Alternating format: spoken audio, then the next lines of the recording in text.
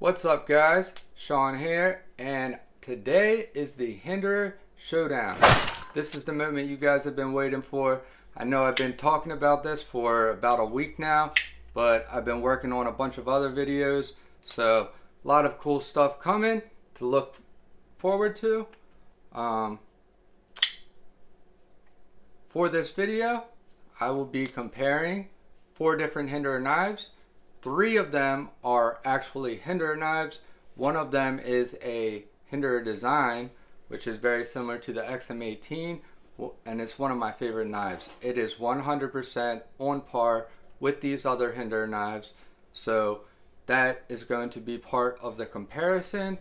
I came up with a grading scale with a maximum of 130 points. It's 13 different categories that I'm going to be grading each one of these knives on and comparing, contrasting, showing you guys a little bit of the similarities, differences, strengths, weaknesses, and hopefully helping you guys figure out which one of these knives might be best for you if you are in the market for a Hinderer knife, because let me tell you, they are fucking awesome. Excellent knives. Sorry for the language, but they are really good. So, hope you guys like this one. Let's get started. Here we have the Hinderer Eclipse. This is a swedged spear blade, and it is 3.5 inches. This one is customized. We have a battle bronze titanium scale with the Hinderer Warthog milled pattern. We have bronze titanium screws, and I believe this one has skiff ceramic bearings also. Oh yeah, and this one is rocking a 20 degrees per side beautiful mirror polished edge that I put on this with the KME. I went to the 1500 grit KME Gold Series Diamond Stone. Then I did a 10 micron and 5 micron Columbia Gorge Stoneworks resin bonded diamond stone. And then I hit it with some gunny juice on my basswood strops. I did the 6 micron, 3 micron, and 1 micron, and this thing is a monster now. Very, very nice knife. And right here, we have my Hinderer XM18 3.5, which is the blade length, 3.5 inch. Harpoon Spanto, which is the blade style. And this one is also customized. I have a working finish textured Warthog scale. So this is a textured pattern milled out of these scales, and then it has the Warthog design also milled. And then we have some blue titanium hardware. Flip it over to this side, same deal. Very nice knife. This is also on skiff bearings, but the action on this one is a little bit better. A little bit more drop shut. Well, this one is 100% drop shut. And it's nice too because it's not just like a guillotine. It's like a nice, smooth, controlled drop. Very, very nice. Then right here, we have the Hinderer XM18 3.5 non-flipper Spanto. So as you can see, this one right here has the flipper tab. This is a newer offering from Hinderer with these XM18s without the flipper tab. And the action on this thing is freaking nice. Super smooth, super drop shut. This one is also modified or customized. It has a working finish blade, so that is how it comes. But I put a nice 20 degrees per side beautiful mirror polished edge on this one. Same way that I did it on the Eclipse. And this one has a G10 Hinderer scale. This is not the standard scale. This is a option part, and you can get these at DLT Trading.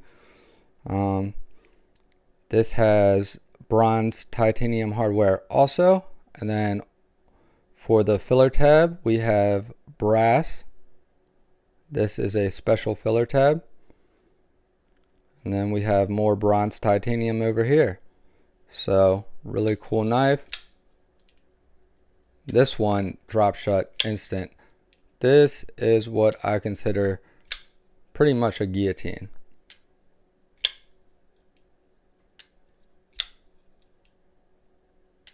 You gotta be careful with this one, because that will chop your damn finger off. And then this is the one I was talking about. That is a Hinderer design. This is the Zero Tolerance 0562 Ti, full titanium. And take a look right there.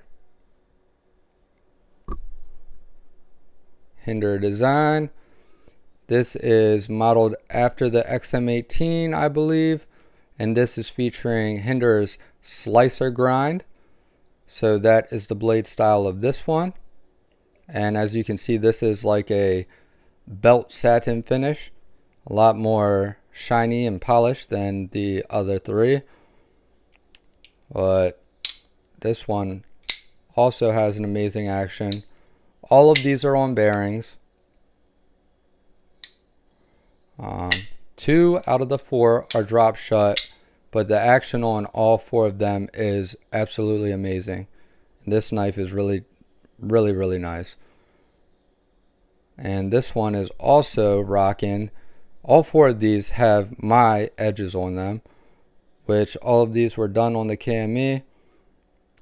Pretty much the same thing for all of them, 20 degrees per side. This one, the bevel is a little bit smaller because with Hinderer slicer grind, this comes down thinner behind the edge, which is going to keep that bevel looking nice and reasonable. So this is supposed to be one of his more slicey blade shapes. The other ones are focused more towards hard use, like extreme hard use, to where you can pry with it and, you know, do pretty much, it'll handle anything you throw at it. You know, task that typically a pocket knife is not intended for, those can all be done with these blade shapes. So there we have it. That is the 4 that I'm going to be comparing. And then you might be wondering, what the hell is this Spyderco Shaman doing up in the corner? This is what I'm carrying today. This is my Crewwear Spyderco Shaman.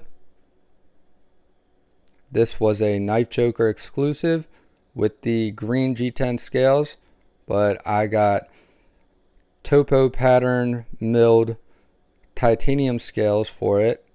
These are made by Metin Boss, and they are really nice. And then this one also has a KME edge. This one is 17 degrees per side, and I did not make this edge a mirror polished edge. This is a toothier, more aggressive finish. I took this one to 1500 grit KME diamond and then did some stropping. I did not use the 10 and 5 micron Columbia Gorge stones on this. Those 2 stones will really bring a blade to a mirror polish before you even start stropping, but I wanted to keep this real aggressive and nasty, so that's what I did. But enough with that knife. We need to discuss these 4 knives. So I came up with a grading scale. I'm going to show you guys that here in a second. It's 13 categories, as I said. Each category is worth 10 points, and the categories go as followed. Cutting performance, and that is going to be based mostly off of the blade geometry. Then you have the carry. That is going to have to do with the pocket clip. It's going to have to do with the weight and profile of the knife and how it feels in pocket. We have ergonomics, which is the feel in hand and how it feels when you are cutting. Aesthetics, which is, does it look good? Does it look appealing?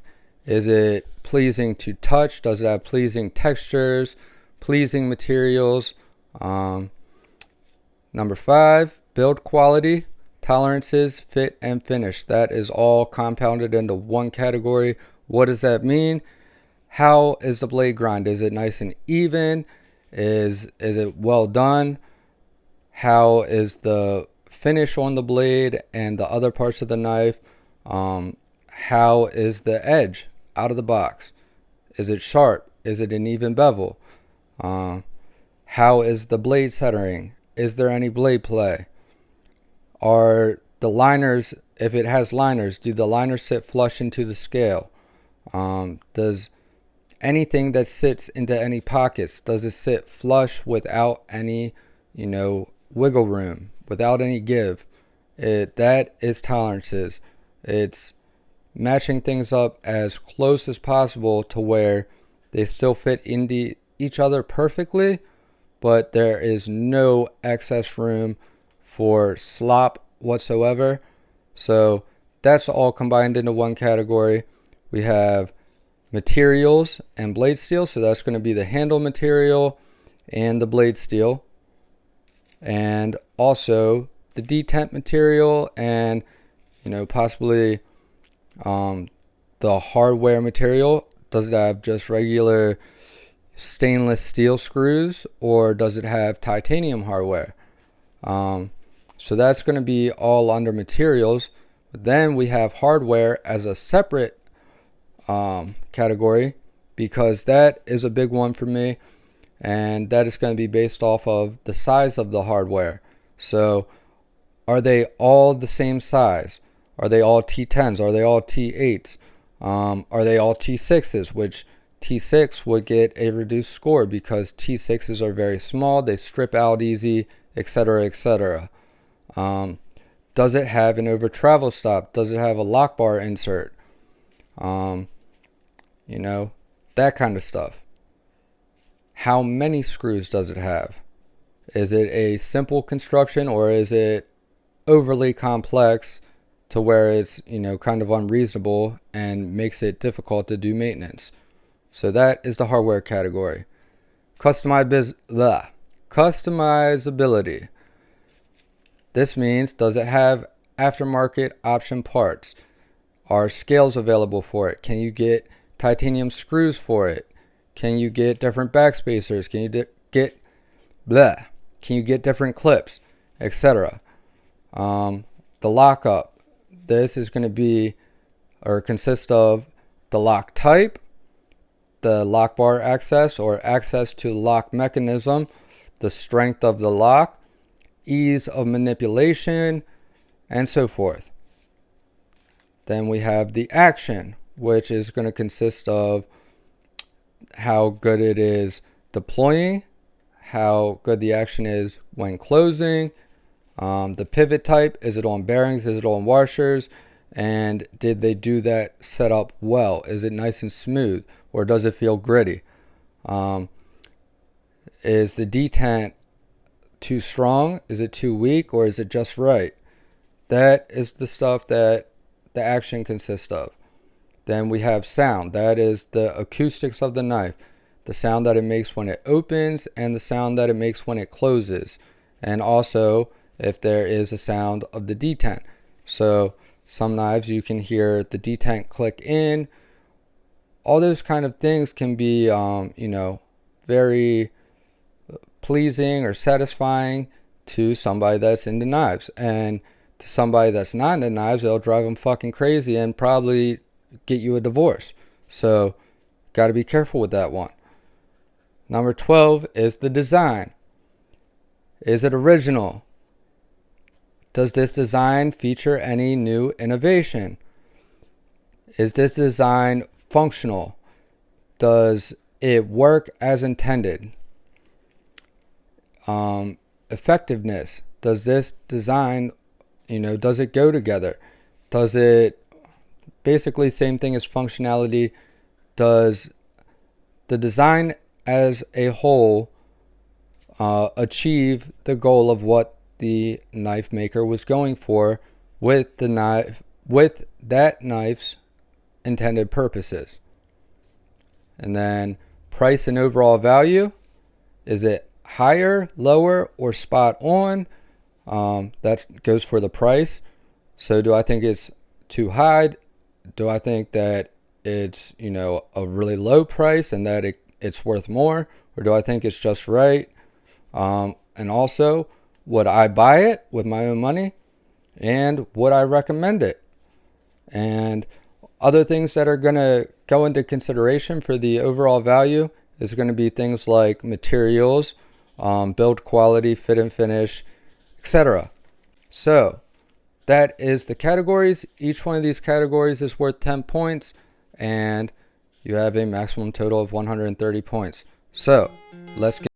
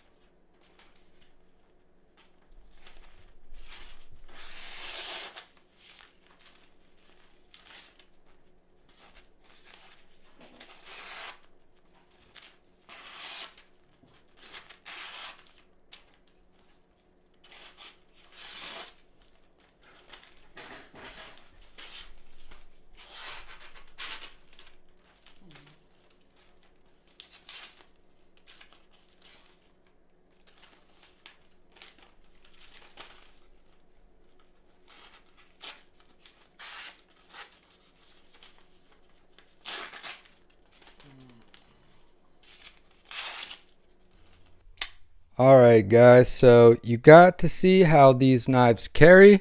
You got to see a little bit of how they cut. The reasons that I did the cardboard with only these two is because these are both my knives and these two belong to a channel supporter, and I just recently sharpened these edges and these knives are about to go back to him, and I don't want to have to mess with them too much, so I didn't want to do anything to dull them out. But I was still able to cut some paper for you guys just to show you, give you a little bit of an idea of how these cut. These do have very sharp edges, and if you paid attention, then you probably noticed that they went through pretty decent, but they didn't go through quite as good as you would expect a fresh sharp edge to go through a piece of paper. And the only thing that I can think of is that has to do with how thick these blades are. This blade has a swedge, so it gets thin at the top here, but don't let it fool you. This blade has a thickness in the middle around 165 thousandths. So from that point to the apex, you don't have a lot of distance for this blade to taper down and get thin. So it's basically a wedge. This knife is intended for tactical use, self-defense. It is a spear point, so it is very good at penetrating, very pointy, stabby object, and it would be perfect for that role. And it's also fine for EDC, but just don't expect this to be a very slicey knife. This one as well, this is probably the worst cutter out of all of them, and that is because this is a very thick grind. This one, however, does not get thinner at the top, so you would think that you would have a longer distance to taper down, but nope. They carry that thickness down to the center of the blade, so you only have this much distance for it to taper down to the apex. So you still get a pretty thick geometry on this. These blades are intended for tactical and hard use situations, so this would be perfectly capable of prying and doing all kinds of tasks that you typically would not even want to consider doing with a pocket knife. So kind of one of the downfalls of these is the sliciness and the cutting performance, but these knives do perform as intended because these are not designed to be slicey little knives.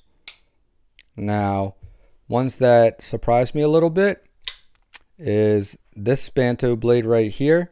This seemed to cut better than the Harpoon Spanto, and this right here,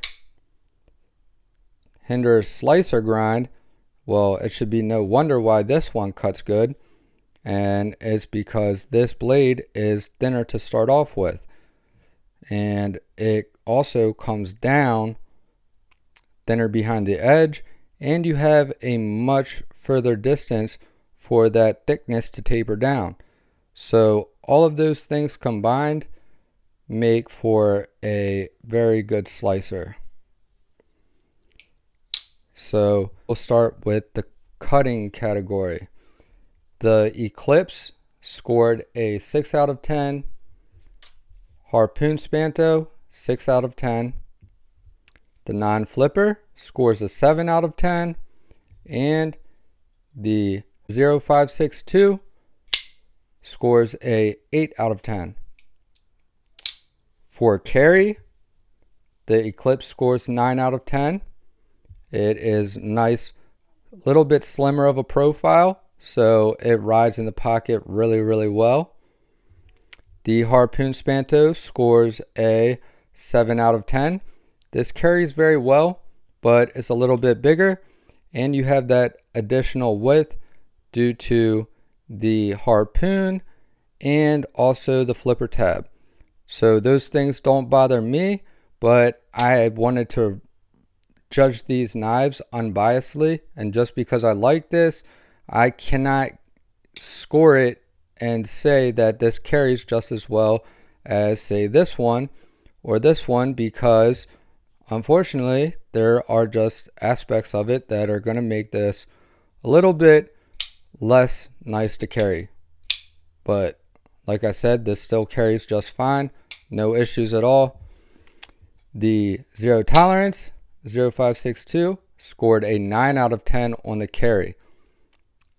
This knife is a little bit slimmer, just by a hair, and the profile is similar to this, but just a hair slimmer.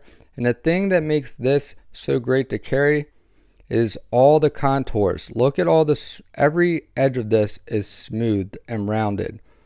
So nice, smooth, round edges, and it comes from the factory with a deep carry clip. This is standard. This is not aftermarket, and this just carries really, really nice. The non-flipper got an 8 out of 10 because all of these carry great, but this one carries just a little bit better than this, but not quite as good as this. The next category is ergonomics, and all 4 of these scored a 10 out of 10, perfect score. These are all extremely ergonomic, feel absolutely amazing in hand. As far as aesthetics go, all 4 of these also scored a 10 out of 10. For build quality, tolerances, fit, and finish, they all scored 10 out of 10. For materials and blade steel, they all scored 10 out of 10. And that is because these all feature titanium and premium blade steel. 20 CV, M390, 20 CV, and M390.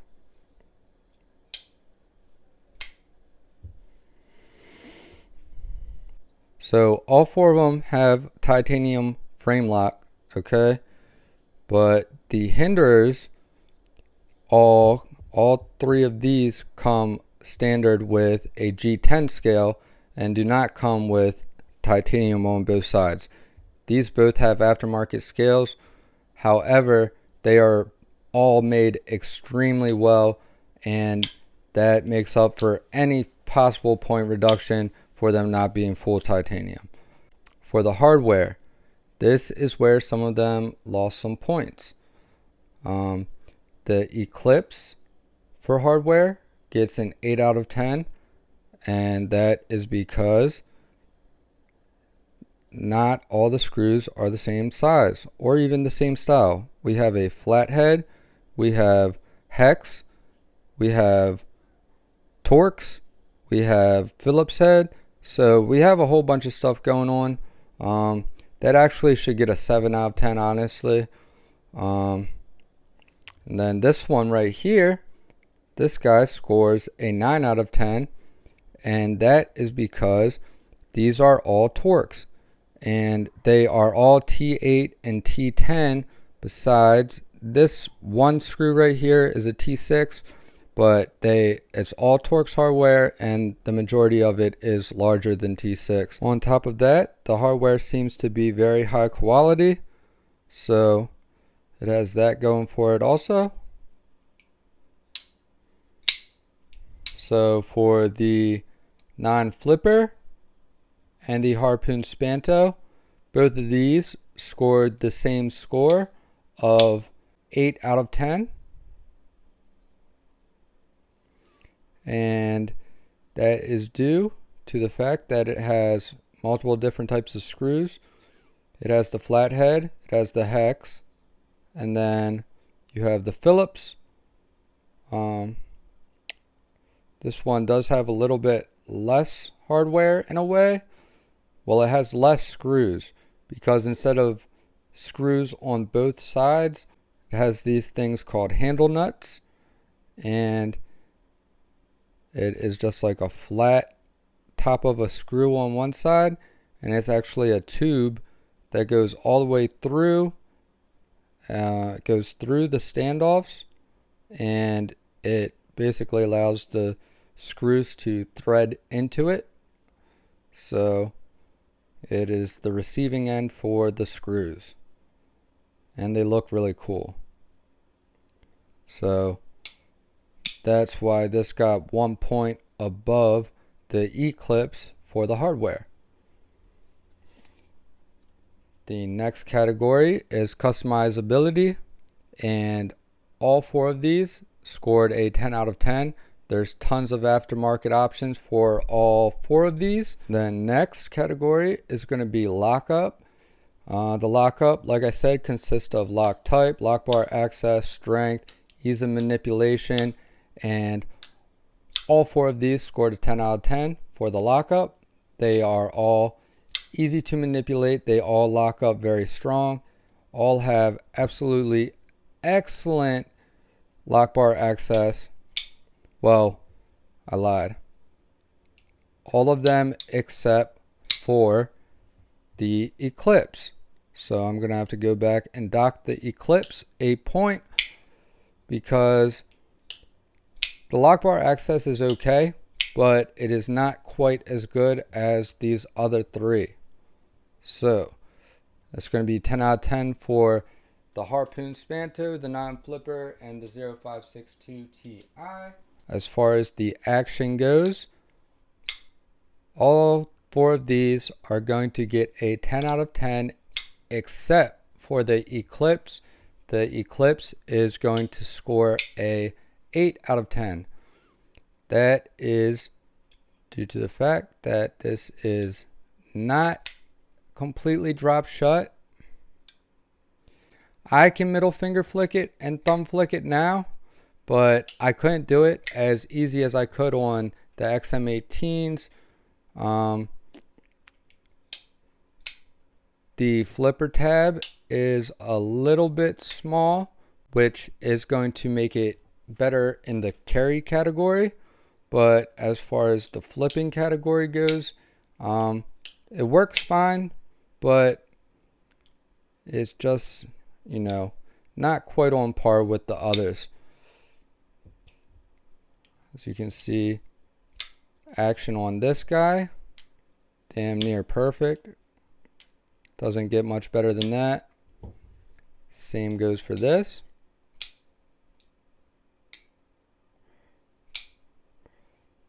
And then this guy as well.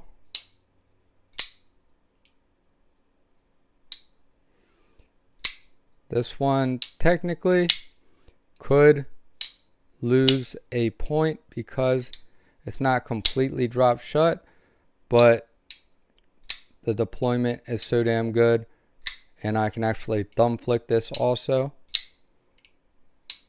So yep, I'm going to keep that score where it's at, and don't want to make this video too long or too complicated. Next category, the sound. This goes for the opening sound, closing sound, and possibly detent sound. The Eclipse scores an 8 out of 10. That is well above average, but it is not the best sounding knife I've ever heard, which would be a 10. The Zero Tolerance 0562 Ti scores a 10 out of 10. This is the only knife out of the 4 that scores a perfect score for the sound. Even the closing sound is very good. The Harpoon Spanto scores a 9 out of 10. Not quite as loud as the Zero Tolerance, but it still sounds very satisfying to me. One of my favorite sounding knives. So this one gets a 9 out of 10. Very close to perfect. And then this guy, the non-flipper, this is going to score a 7 out of 10. This one just doesn't have like a metal clank or clunk kind of sound to it. It's like a little bit of a snappy sound, but it's just not quite as satisfying as the others.